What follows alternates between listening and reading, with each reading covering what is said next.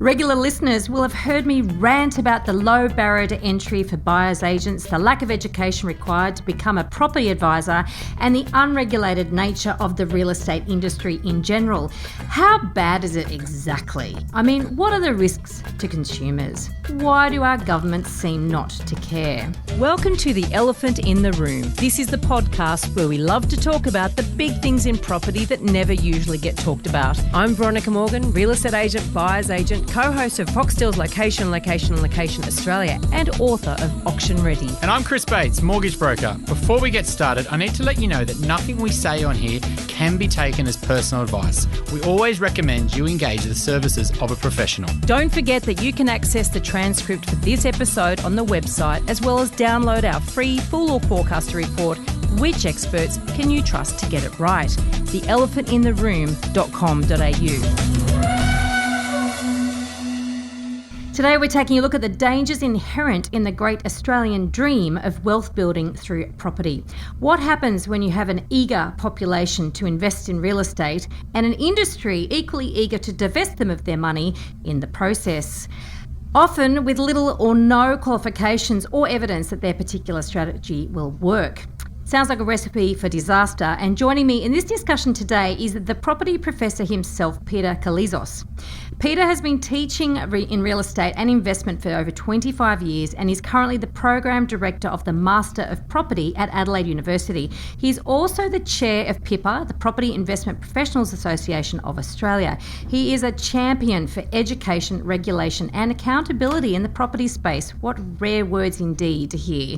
Welcome, Peter. I'm looking forward to this chat. Thank you, Veronica. Thank you for the invitation, and I too am looking forward to this chat. An opportunity to vent my anger at the, as you say, the low barrier to entry to so-called property professional positions. Yes, so called. Let's start off with a couple of definitions. How do you define property advice? Property advice is somebody that is giving advice on investing in a property. So you're talking about, so if we're talking investment, it's returns and risk. So we're talking about potential rent, potential capital growth.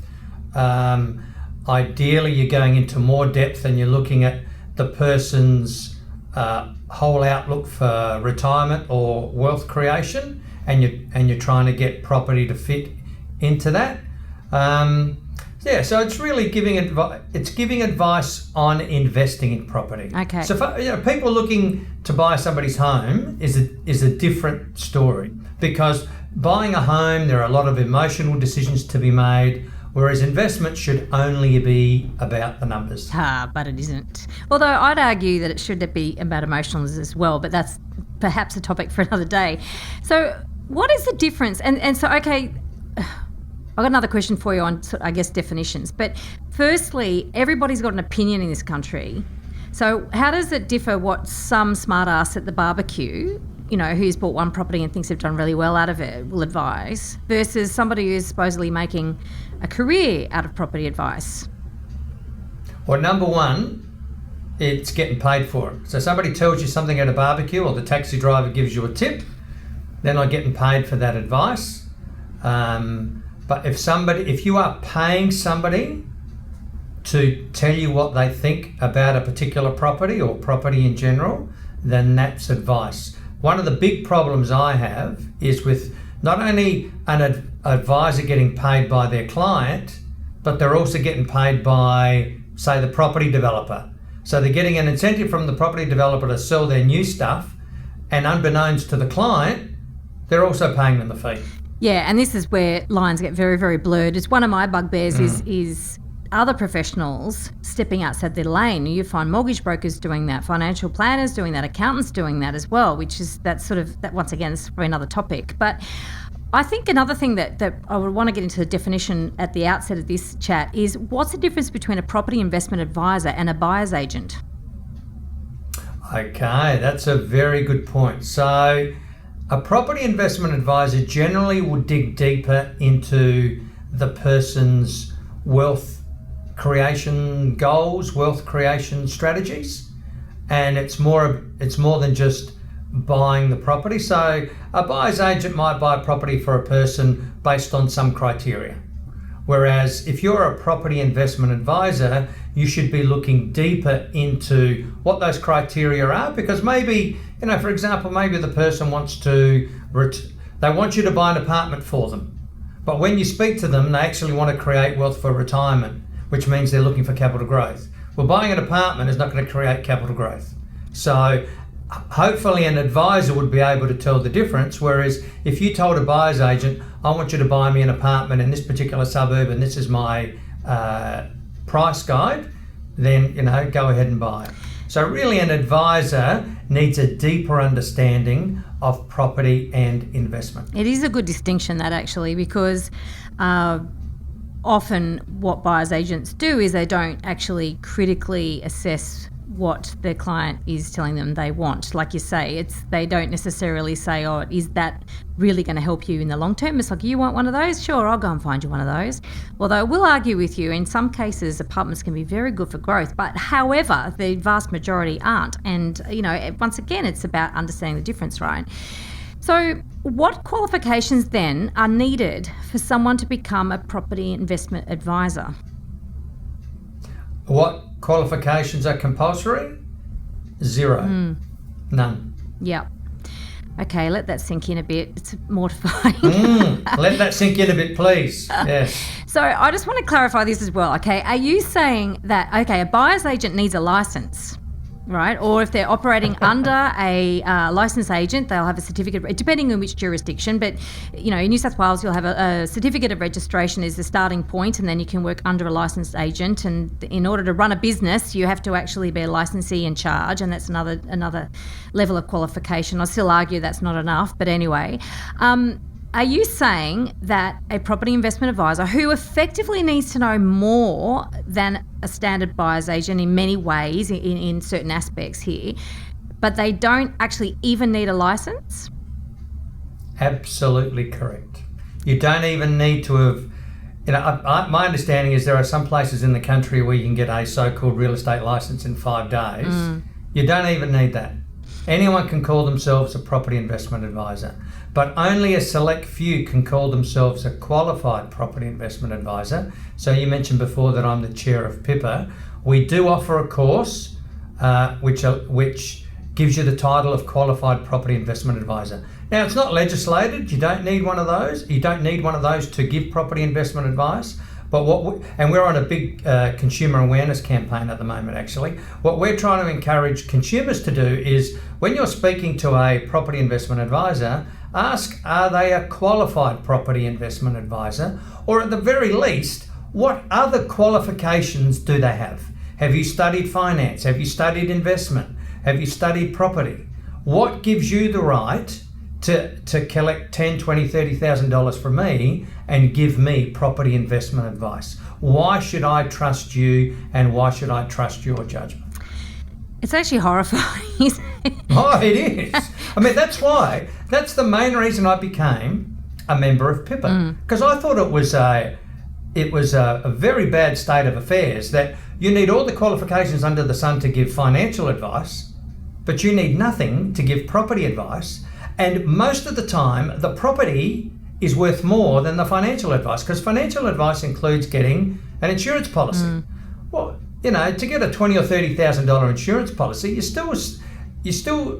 advise somebody to get that sort of insurance policy, they still need all of those qualifications. But somebody who's trying to sell you $1 million property needs nothing.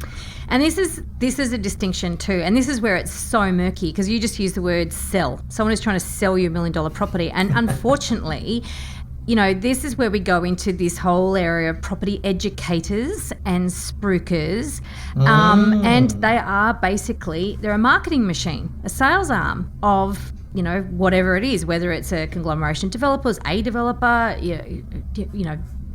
whoever. These people are not actually, like you say, qualified. I mean, yeah, look, I know it's rare for me to be speechless, but I am, and this is something I rail about all the time, and yet it still renders me speechless, and mainly because consumers are really cast completely to their own devices and left to their own devices to go and try and work this stuff out. Because, quite frankly, I didn't even know that a property investment advisor didn't need a license until you just told me. Because I have a license, and I'm a qualified property investment advisor, and I knew that was an additional qualification which I decided to get. I did not know myself that advisors didn't need a license. So that's why I'm rendered speechless, because it's actually worse than I thought. I'll tell you why, Veronica, because property is not considered a financial product under legislation. If it was, then yes. I mean, to give advice on a real estate investment trust, or the old days we used to call them property trusts, you need a financial advisor's qualifications. But to give advice on direct property, you do not need any education, no license, no nothing. Now, is this aligned with the idea, that prevails in every jurisdiction here, really, of caveat emptor, buyer beware? The assumption is that individuals are able to make decisions for themselves as to what they require, and so therefore there's no need for regulation? Well, look, we went to Canberra a couple of years ago.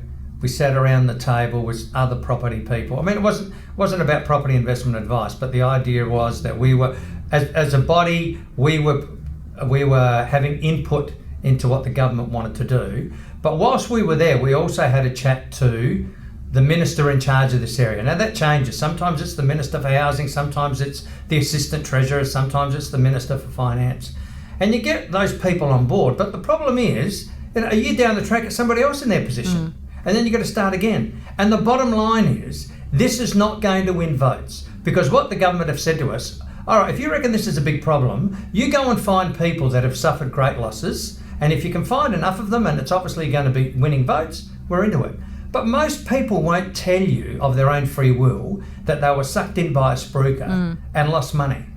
But we know when we speak to people, and it's a private conversation, they don't want it to go any further, that these poor people have been sucked in. Or in the early days when I was interested in property, I'd go along to these so-called education seminars, and they were free, except that right at the end, they put you under pressure and say, look, in the next 30 minutes, you can buy this property at half price. Well, that's not an education seminar, is it? I know, and this, and look, they throw a lot of money at NLP and various persuasive techniques to actually get people sitting in there and yeah, okay, I don't want to miss out. Then FOMO and social proof, and it's all the elephants running rampage. Yeah. So this is it is mortifying, because the reality is that, as you say, when you talk to people, it isn't hard to find examples of people who've lost money in property. It actually is not difficult. And I put, every now and then I'm on some Facebook page or whatever, and I start one of my rants, and anyway, sometimes they go well, sometimes they don't. Quite often people will volunteer to me their experience of where they have gone along one of these seminars, one of these organisations that help them create wealth supposedly, and they ended up holding really poor assets, often selling them and losing money, or opportunity cost as well. And this is the thing. People go and buy property for their wealth creation with all good faith. They're wanting to put their roots down and basically secure their financial future. And it's not until sort of 10 years or so have gone down the track until they find out whether or not what they decided to do was actually a good thing or not. And there's very little in the way of track records and the misuse of data. There's a episode I recorded with Kent Lardner, a data specialist, a couple of months back, which talks about the misuse of data in the property space as well, used to market rather than actually to advise and inform. But so basically anybody can become an advisor. If you're good at marketing, which most of these people are, basically, then you're going to convince people en masse. Then when they discover that they've actually made a mistake in going along with this, they're not necessarily going to put their hand up and volunteer that, because we do like to tell our good stories around the barbecue, not our sad stories. And governments don't have the will to do anything about it because they can't be convinced enough people are impacted by this. You're running a consumer awareness campaign, but it must be a bit like David and Goliath, really. I mean, at the end of the day, there's money to be made by those unscrupulous operators where, taking more time to A, educate yourself, B, actually give good advice, C, build a reputation, all that sort of stuff, that's costly and doesn't have those immediate rewards. So I guess, what is the answer? Is there an answer, or do we just throw our hands up in the air and say, you know what, property is always going to be shit in this country? Look, ever since PIPA came about, we've been, asking the government for regulation and legislation, but it just hasn't happened. Doesn't mean that we give up. We keep trying. But the other avenue that we are going down now is our QPIA, which is a course that we've come up with. So, as you can imagine, there's a very highly qualified bunch of property professionals on the board. And we've come up with what we think is a very comprehensive course, in particular giving property investment advice. What we are doing now is we're taking a baby step, and we want to get that to become a accredited Certificate 4. So a proper Certificate 4 course with the assessments and tests and exams. I mean, we have those now, but you just do that really out of the goodness of your heart, and to not only educate yourself, but to show your client that you have some sort of qualification.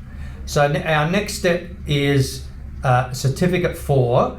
My personal opinion, and this is not the opinion of the whole board or PIPA, my personal opinion is if you want to be a property investment advisor, then you should have the same qualifications as a financial investment advisor.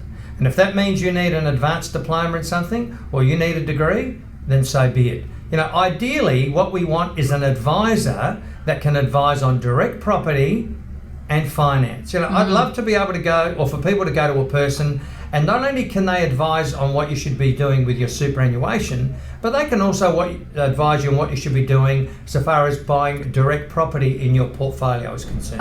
Wouldn't it be great if we had those sorts of people? Absolutely agree with you. And it's a real issue because, certainly in my buyer's agent's business, but also in Home Buyer Academy, we often recommend people go and talk to a financial planner, because really and truly trying to consider property on its own it's like, I don't know, standing on your head with your hand tied behind your back. It's not actually fully functioning. That your financial future involves a number of other things, if not just to consider insurance and superannuation apart from anything else, And so finding, however, particularly in the young people when they're just starting out in life, finding a financial planner that is actually able to give them good advice and have it cost effective is really difficult, because there's this onerous, what the financial planning, I'm not just speaking for them, but there's a lot of claims that being it's too highly regulated, and therefore the costs associated with giving advice preclude a lot of people from being able to afford that advice. So there's a real problem in that as well. But and also quite often I've had people come to me in my business and they said, well, I went to a financial planner, but then when I wanted to talk about property, they said, well, I'm sorry, it's not a financial product, so therefore I can't even discuss it with you. And that's actually ludicrous, given that most people, property is going to be their most expensive asset that they buy. So we have a real issue in this country. So I guess, have you got any thoughts on that sort of over-regulation? The pendulum seems to be swinging too far in one direction with one set of professionals and too far the other with others. Look, the fellow that I co-authored the Property versus Shares book, he's a financial planner, and he's actually getting out of it because it is very highly regulated. I mean, he's already got a university degree before he went into financial planning. He's always updating himself with professional development. But he's just saying that there is just too much red tape now. And I think it comes from the Royal Commission that they had, where, the likes of, say, AMP didn't do the right thing by their clients. And now because we had one group that wasn't doing the right thing, that's affected everybody, because now there are new qualifications and regulations that everybody has to follow. Whether it's gone too far one side, I don't know. But I certainly do know, surely somebody that is advising you on buying an asset, and in this case it's property, that's worth at least hundreds of thousands of dollars, surely they need some sort of qualification. Surely. Oh, yeah, 100%. So, I mean, there are property courses available at university. Obviously, you're there, and I think you started in TAFE, SA too, originally, correct? I did. So I started at TAFE, and at TAFE I was really teaching people. So it wasn't a typical TAFE course. It was teaching people how to make money from investing in property. But the last several years I've I'm at uni. So right now I'm at uni and I'm in charge of the Master of Property. But you don't come and do the Master of Property if you want to give property investment advice. So the students that come and do my course, they'll be able to tell you whether that large allotment of land in the CBD, what its highest and best use is. Should you be putting apartments on it? Should you be building a shopping centre? Should you be doing mixed use? So there are no courses that I'm aware of, either at TAFE or at uni, that are focused on property investment advice. There are plenty of property courses, and many of them are property valuation focused, but there are no courses that I'm aware of there where they are focused on property investment advice. And I understand why, because the government doesn't regulate it or make it mandatory. You can go to university, and many different universities, and they'll have financial planning qualifications. Why? Because people have to do a financial planning qualification to be a financial planner. So there's obviously money in it for the universities. But if you don't need a qualification to be a property investment advisor, why write a course? Whether at uni, whether you're at TAFE, doesn't matter.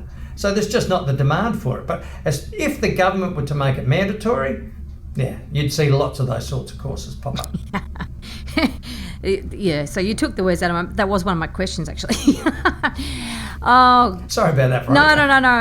It's absolutely fine. That's absolutely fine. But yeah, I mean, this is the thing. I was going to ask you, what sort of property courses are available at tertiary level, and what do they qualify you for? And clearly, they qualify you to, be, like you say, a valuer or a developer, work for a large construction company. They're doing feasibility studies and all these really valuable skills, but they're very they're completely useless when it comes to assessing individual properties or matching up, an individual's long-term goals with the type of property that's likely to get them there, and advising them on risks, etc., etc., etc. Now, I know that one special, a particular area of focus for you is gentrification, and certainly one of the very popular methods, or what should we say, that areas of investment advice, shall we say, is around hotspotting, right? And that's where obviously people are trying to use data and various guises and pinpoint where's going to be the next up and coming area across the country. Now, what do you think of hotspotting? If you like what you're hearing here, please share this episode with others you feel would benefit. And while you're at it, why not leave us an iTunes review? 5 stars, please. Every review helps make it easier for other people to find us and hear what our amazing guests have to say. We love hearing your questions, and we're planning more listener Q&A episodes. Please send your questions in. You can send them via the website, which is theelephantintheroom.com.au, or directly via email to questions@theelephantintheroom.com.au. You could call what I do hotspotting, but mine is long-term. Like, if you ask me today what I think are the best suburbs to invest in Australia, and then you ask me next year the same question, they'll probably be the same suburbs. Because I focus on areas, as you said, that are gentrifying, and gentrification takes decades. And so I wrote a book about 14 years ago on the best suburbs to invest in. And if I was to write that book again today, many of those suburbs that I wrote about 14 years ago would be in there again, because they still have the underlying attributes. So they're still going through that gentrification process. They're still being renewed. So look, if people have done the research, I look at what other people are saying about the best places to invest in. But if people have done the research, understand the fundamentals of property, and importantly what drives property, and using that research and analysis have come up with some conclusions, then that's great. But if I see that they're picking suburbs and they're on the outskirts of the metropolitan area where there's lots of house and land packages selling, well, those people haven't really done any research and analysis. They're probably just working for some developer, and they're disguising their report as a hotspotting report when it's really just marketing for the developer. It's along the lines of when the words growth corridor are used. There's growth corridor usually means development corridor rather than actual capital growth corridor. Yeah. So, in terms of a property investment professional, I mean, you're using the word loosely in a way, because we're not professionals. Professional, yes, that's right. and we're not a profession. And this is something that John Cunningham, you must know John Cunningham. So, okay. So John Cunningham, I've interviewed him a number of times, and in fact, January there's an episode with John around trust in the property space. But John has been trying to spearhead a program called the Pathway to Professionalism for real estate agents. And Fantastic. He's started in New South Wales. He was the REI New South Wales president for a couple of years. Started in New South Wales, joined the EIA as their sort of coordinator of this, went around the country, found resistance in various pockets, has now wound it back a little bit. He's not giving up. He's undeterred. He's a true champion. I think that you two should actually meet. But I mean, what a heartbreaking, soul-destroying program to try to get this out there and find so much resistance within the actual industry. Now, I'm sort of suspecting there's a fair amount of resistance for your message in the property investment advisor space as well. You know, I mean, what sort of resistance have you come up against? Well, at the moment, we haven't come up against much because we're only asking people to go to us to do it at a Certificate 4 level. And I know here in South Australia, if you want to sell real estate, you have to complete a Certificate 4. So it's not a big deal so far as the level of difficulty is concerned. If, you know, we changed our direction and said that we wanted property investment advisors to have the same sort of qualifications as financial investment advisors, then I'm sure we would get plenty of resistance. Because what that means is you might be a property investment advisor now, but if you don't go off and get your higher qualification, then you can't operate anymore. So your livelihood is gone. So I'm sure there would be a lot more resistance if that was to come in. Well, I know anecdotally there's been a number of older and longer in the tooth financial planners that actually exited the industry when they increased their qualification requirements, and it does bring a problem, right? So, and I look at the buyer's agent space, and I ranted about this and I'll keep ranting about it, the fact that a buyer's agent should have to do more to get their license than a sales agent, because at the end of the day, the sales agent is just helping somebody offload something that may or may not have been a good property for them, whereas the buyer's agent is actually identifying and helping them buy the thing. And I think the buyer's agent should understand what, the how to advise on property as well, just quietly. I don't think we should be just order takers. But anyway, that's a sort of a side issue. I agree. So the problem is, of course, you've got a hot market like we've had in Australia now, at least the last 18 months, stretching, surprising post-lockdown or post-lockdown number one market. You've got people that will turn en masse to buyer's agents as a way to get an edge. I'm scrambling to try to afford and get into this property market. I need an edge. I'm going to get a buyer's agent. And so then they set themselves up to being fed a whole bunch of, typical sales spills from buyer's agents. Oh, yeah, I can get it for you for less money and I'll find you all these off markets is very typical sales spill. And it sounds compelling, and most buyers aren't educated enough to realise that that's not really the true value proposition of a good buyer's agent, and so they fall for it, and then they're none the wiser until years down the track when they go to sell. And the problem, of course, with raising the bar is that then denies access to advice for the less moneyed of us, those that can't afford it. And so this is complicated, though, isn't it? Because you don't want to then leave all the people that can't afford good advice actually floundering and finding their own way, the hard way, and only those who can afford advice to get good advice. But at the same time, you don't want to allow this sort of situation to continue where we can all get advice, all right, but even it's crap advice. I don't know. Do you often think about this stuff? Well, I do, but I think if we look at it this way, Veronica, I mean, buying a house, it's going to cost you several $100,000.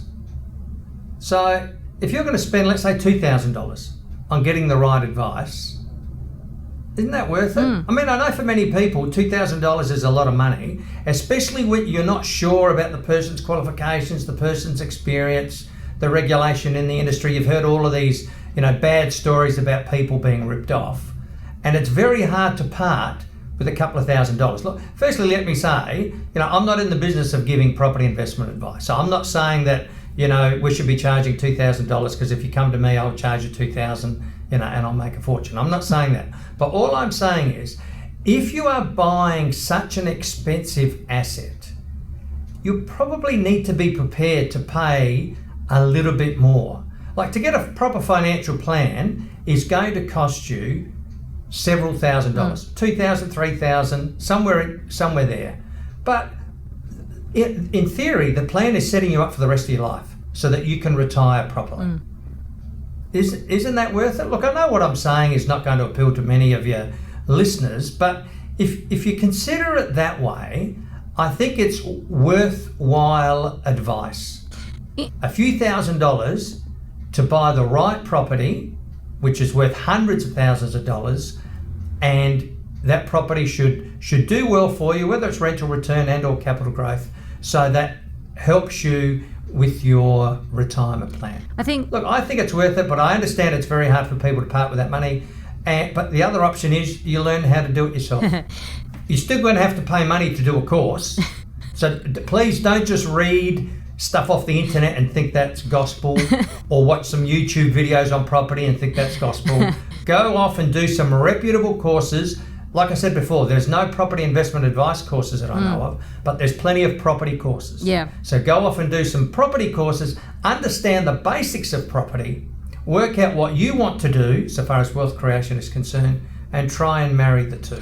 Well, do it yourself. Funny that you say that. I think most of our listeners to the Elephant in the Room actually are probably on board with paying for good advice and the need for good advice. I know there are a lot of investment podcasts and groups that they're full of DIYers and all these.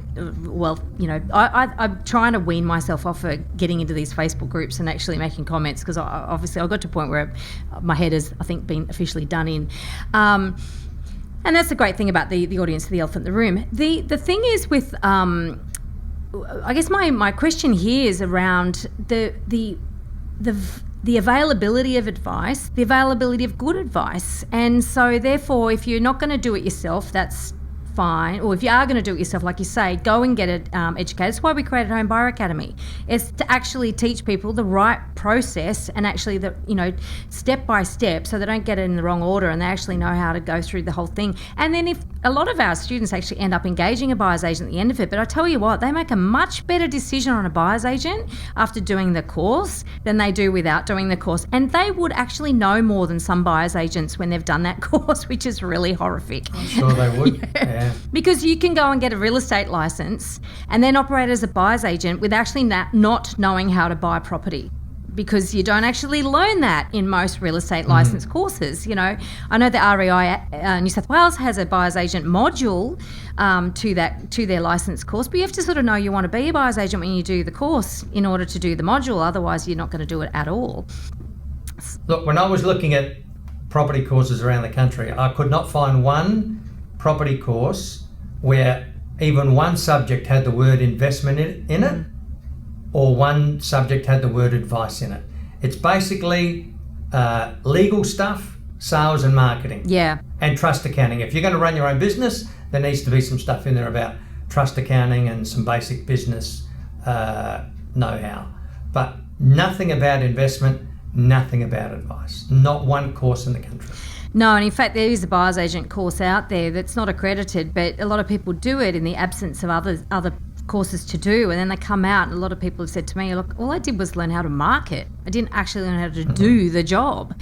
And even that in itself is alarming, because you come out being a good marketer, you can convince people you can do the job, and they don't know any better because they don't know what they don't know. And then so this is a problem that extends beyond the property investment advisors. That's for sure. Now, Peter, have you got an example of a property Dumbo for us? There should be loads in this, just in this conversation. Yeah. Look, I mean, thankfully they made this mistake before we met, but that's a good outcome. So the Dumbo is probably a common one. These people bought an off-the-plan apartment, but the good news is, we've been talking. They've decided to sell that apartment, so They bought it for $515.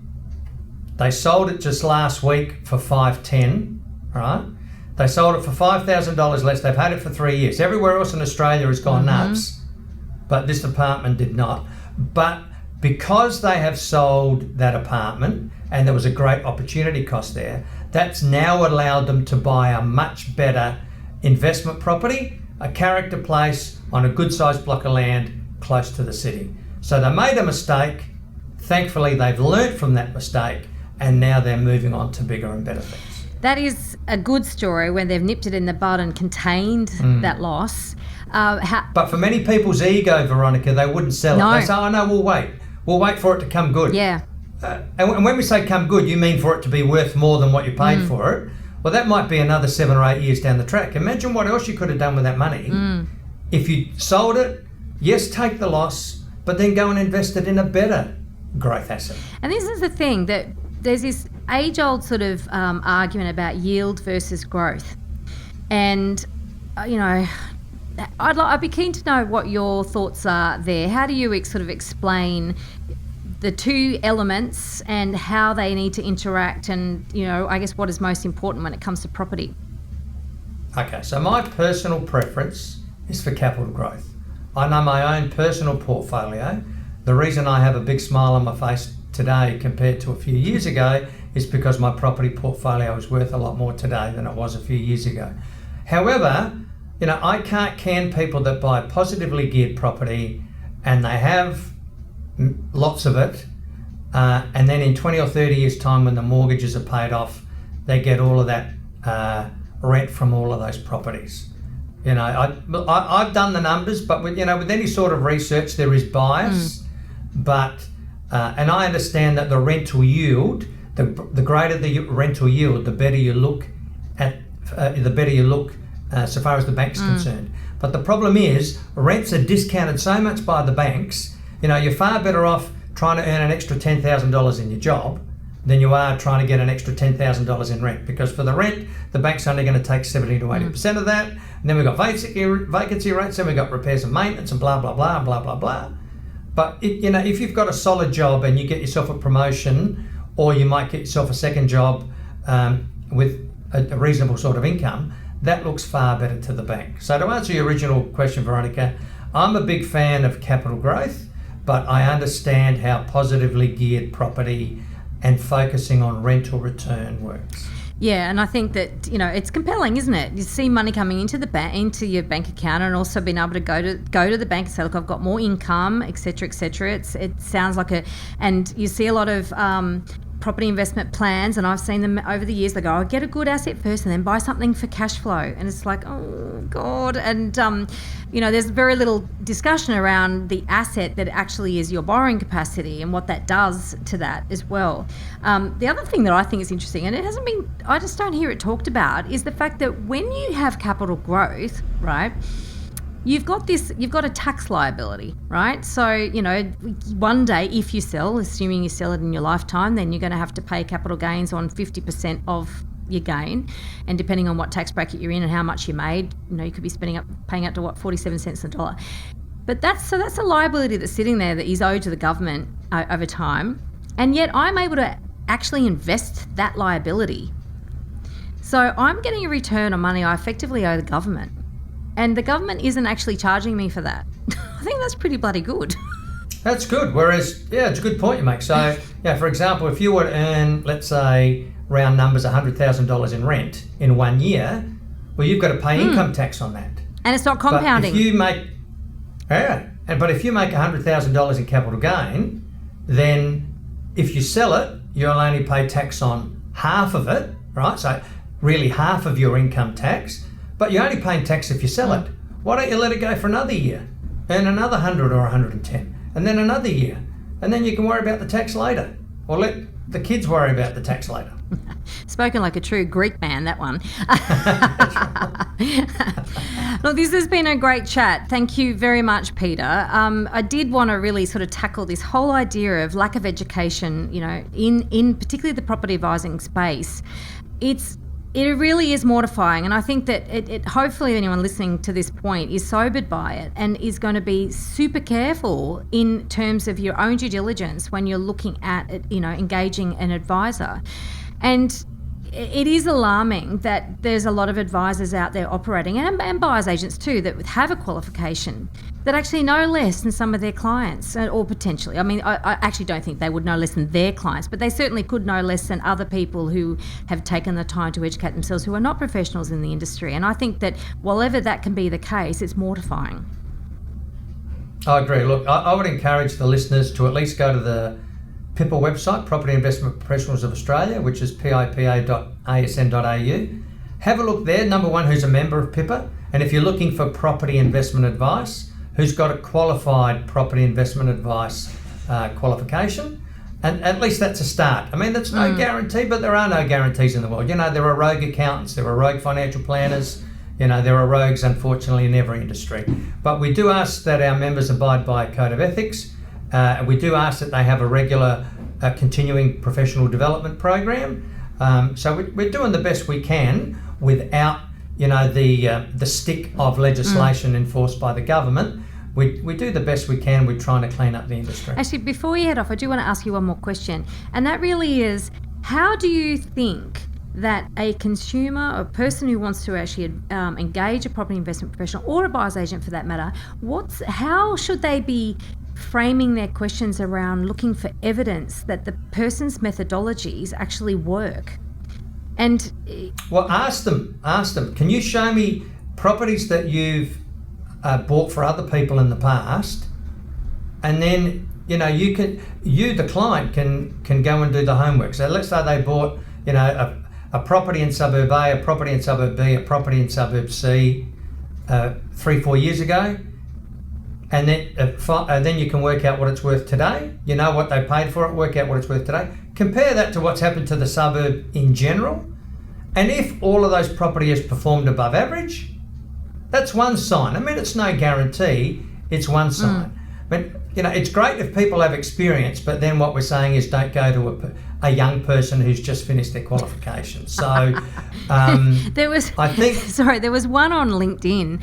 I can't remember I can't say who it was on the podcast anyway, but there was this lovely little professionally cut brag video of this person had been operating as a buyer's agent for 1 year, and it went on and on and on about the amount of property that he bought, the amount of clients that he'd helped, his own personal property portfolio that he built that year, etc., etc. It was this sort of real, scissor reel. And at the end of it, he says, "And I've only been doing this for 12 months." It was just like, Jesus Christ. That he was actually proud of that. That? Oh my goodness me. It sort of beggars belief. But, and this is the thing. This is someone who's very good at marketing as opposed to necessary. We don't know whether they're good. He might be brilliant, but we won't know for a few years. A flashy website doesn't mean that they're fantastic. A great presence on social media doesn't mean it's fantastic.